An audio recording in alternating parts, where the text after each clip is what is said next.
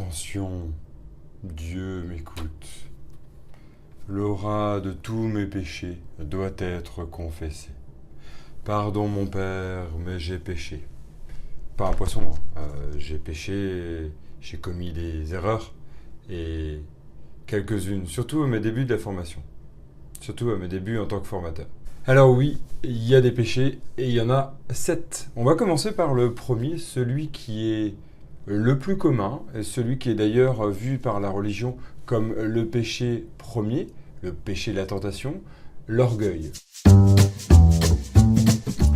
Péché par orgueil, c'est voir que l'ego, celui qui définit qui je suis, ego c'est je suis, cogito ergo sum, je pense donc je suis, va être malade. L'ego va être malade et va souhaiter se développer de manière un peu anarchique, en oubliant les autres, en oubliant qu'on peut être humble face à soi-même et penser à l'autre et donc appliquer de l'empathie.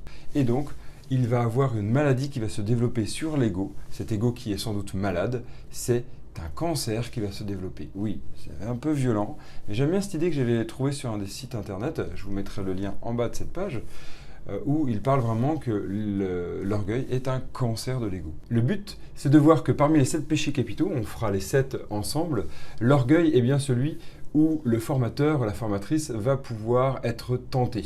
C'est vraiment comme un petit diablotin qui va nous demander de venir vers ces vices cachés, et ces vices qui sont très tentants, comme Adam et Ève, qui ont aussi été orgueilleux en pensant à eux plutôt qu'en écoutant Dieu. Ils ont plutôt préféré suivre la petite idée qui était derrière, c'est-à-dire le diable, le serpent. Ils ont péché par orgueil. Eh bien, le formateur, et même l'apprenant, vont pécher par orgueil. Tout d'abord, il va aimer recevoir des bonnes notes. Et il va chercher, surtout, à avoir ces bonnes notes. Et c'est tout, en oubliant le plus important, que les stagiaires, que les formés, que les apprenants apprennent et retiennent bien ce qu'il a transmis. C'est ça le plus important de la formation. Qu'il ait une bonne note ou pas, dans ce sens, c'est pas important.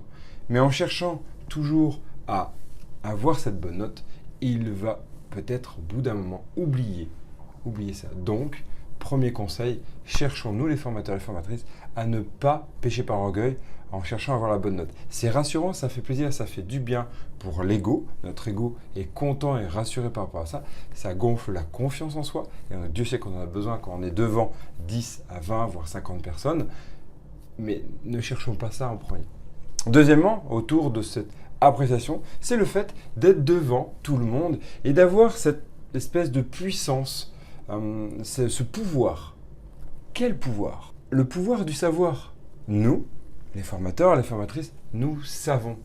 Et nous savons, c'est délicieux de savoir, de pouvoir transmettre. C'est pour ça qu'on fait ce métier, c'est qu'on aime transmettre. Mais pourquoi on transmet? Est-ce que c'est pas le plaisir d'être devant ces personnes-là et de se dire « moi je sais, toi tu ne sais pas ».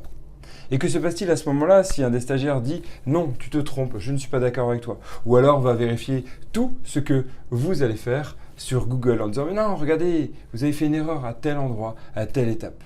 L'orgueil est là, il est bien présent. On a envie d'être mis en scène. On nous regarde, on nous apprécie. Ça fait du bien, c'est sûr, ça fait vraiment du bien. Et encore une fois, l'ego est là. Et il est content, notre ego, et ça nous permet d'avancer.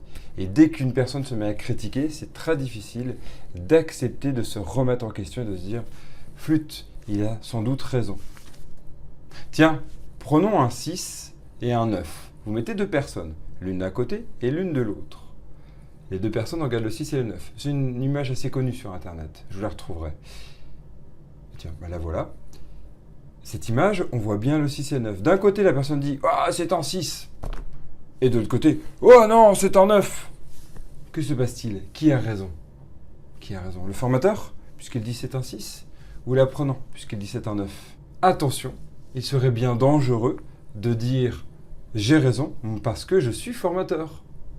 Je peux avoir raison, mais peut-être que le point de vue du formé est bon, soit parce que je me suis trompé dans mes explications, soit parce qu'il s'est trompé dans la compréhension, les deux sont souvent liés, et c'est d'abord la faute de l'appreneur, du transmetteur, donc du formateur, de la formatrice. Et pourtant, on va envie de dire « hey, mais c'est moi qui ai raison, c'est moi et ce n'est pas toi, tu as tort ». Et on commence à arriver à un langage du chacal, c'est-à-dire chercher à dire « tu as tort, tu ». et moi j'ai raison. Il y a peut-être une autre solution.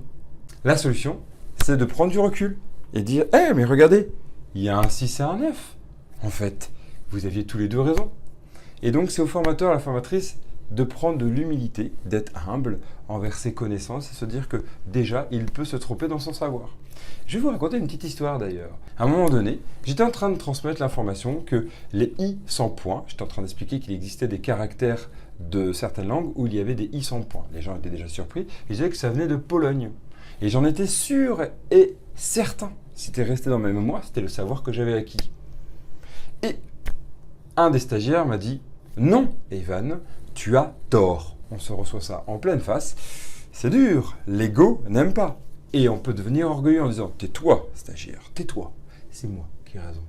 J'ai vécu, tu n'as pas vécu. Et d'ailleurs, si je te transmets et que tu es là devant moi, je suis supérieur. » Non, prenons du recul en disant « Au début, premier réflexe, c'est vrai, j'ai péché par orgueil. » J'ai dit « Hey, tu as tort.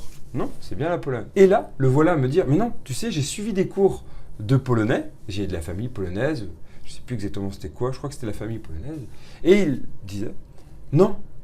Ah non, non, non. C'était bien les cours. » Et je me rappelle bien, il m'a dit « C'est bien, ça n'existe pas les i sans point en Pologne. » J'étais surpris. Il est allé vérifier sur Internet. Et à la fin, il a vérifié. Et non, c'était en Turquie. Il avait donc bien raison. Et de mon point de vue, j'avais aussi raison par mon savoir. Qu'est-ce que j'ai fait? Maintenant, j'ai retenu cette information et je suis même allé la vérifier avec lui.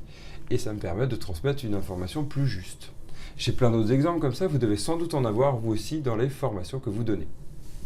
Donc attention, bien sûr, c'est facile à dire. C'est un travail de longue haleine. La remise en question et surtout, réussir à être humble.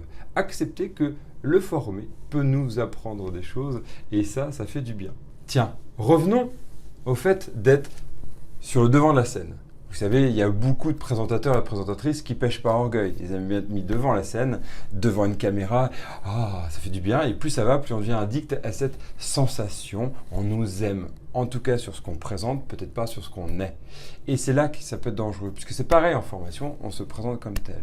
Que se passe-t-il si à ce moment-là, à un moment donné, il y a une personne qui, au lieu de vous demander à vous les informations, demande à un de ses collègues, donc une autre personne formée.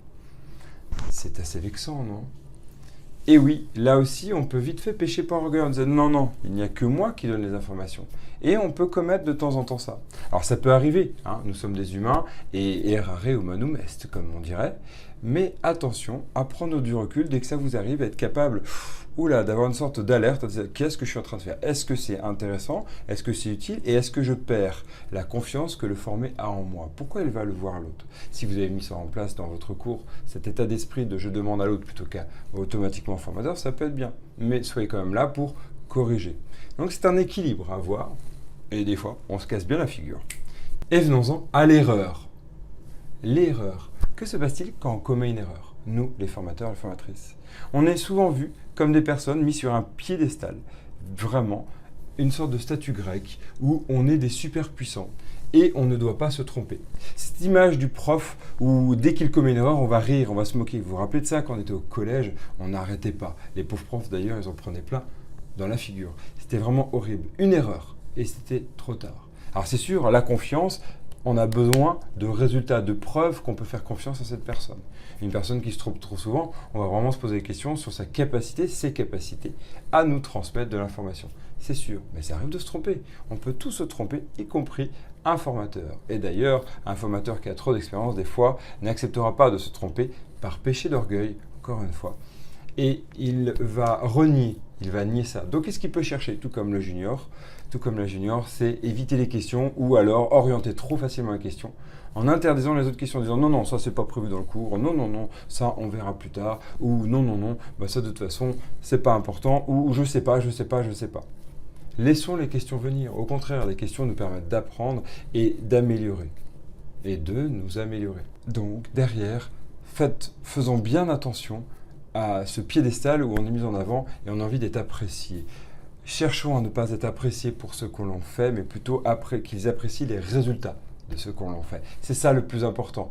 On déduira évidemment qu'ils nous apprécient, mais ne cherchons pas ça en premier, sinon on pêchera encore une fois par orgueil et on devra se confesser devant Dieu ou toute solution qui vous permet de vous repentir, mes enfants. Et vous avez déjà péché par orgueil? Vous avez déjà vu cet orgueil arriver, cette maladie arriver dans votre ego? Avez-vous réussi à le contrôler? Laissez-moi comme. C'est avec plaisir d'échanger sur ce premier péché capital. On verra le prochain, c'est la paresse. Donc, à très vite. Formez bien.